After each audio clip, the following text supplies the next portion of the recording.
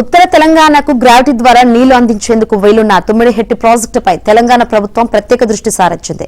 ప్రాణహిత చేవెళ్ల పథకంలో భాగంగా తలపెట్టిన ఈ బ్యారేజ్ ఎత్తు పెంచుకునే అంశంలో మహారాష్ట్రతో చర్చించేందుకు సిద్దమైంది. ఈ మేరకు మహారాష్ట్ర సీఎం దేవేంద్ర ఫడ్నవీస్ కు ముఖ్యమంత్రి రేవంత్ రెడ్డి లేఖ రాశారు. తుమ్మిడిహెట్టి బ్యారేజ్ నిర్మాణంపై చర్చించేందుకు తెలంగాణ ప్రభుత్వ ప్రతినిధి బృందానికి సమయం ఇవ్వాలని కోరారు. ఈ మేరకు అనుకూలమైన తేదీని వీలైనంత త్వరగా ఖరారు చేయాలని విజ్ఞప్తి చేశారు.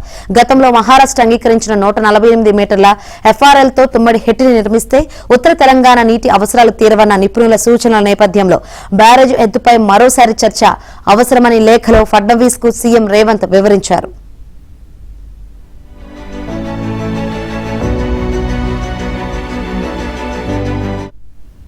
ఆదిలాబాద్, నిజామాబాద్, కరీంనగర్, మెదక్ జిల్లాలో సాగునీరు, తాగునీటి అవసరాలను దృష్టిలో ఉంచుకుని తుమ్మిడిహెట్టి బ్యారేజ్ ఎత్తును పెంచే అంశాన్ని పరిశీలించాల్సిన అవసరం ఉందని పేర్కొన్నారు.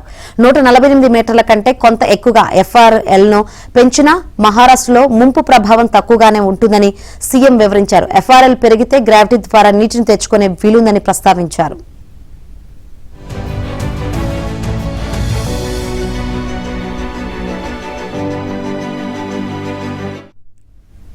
డాక్టర్ బిఆర్ అంబేద్కర్ ప్రాణహిత చేవెళ్ల సుజల శ్రవంతి పథకంలో భాగంగా తొలుత తుమ్మిడిహెట్టి వద్ద 152 మీటర్ల ఎత్తుతో బ్యారేజ్ నిర్మించి గ్రావిటీ ద్వారా ఎల్లంపల్లికి నీటిని తరలించాలని ప్రతిపాదించారు. అయితే అంత ఎత్తుతో కడితే ముంపు ఎక్కువగా ఉంటుందని మహారాష్ట్ర అభ్యంతరం వ్యక్తం చేసింది.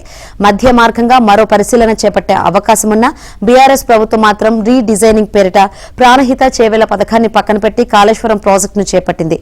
ఆదిలాబాద్ కు నీటిని అందిస్తామంటూ 148 మీటర్ల ఎత్తుతో తుమ్మిడిహెట్టి బ్యారేజ్ నిర్మించేందుకు 2016 ఆగస్టు 23న మహారాష్ట్ర ప్రభుత్వం నుంచి అనుమతి పొందింది.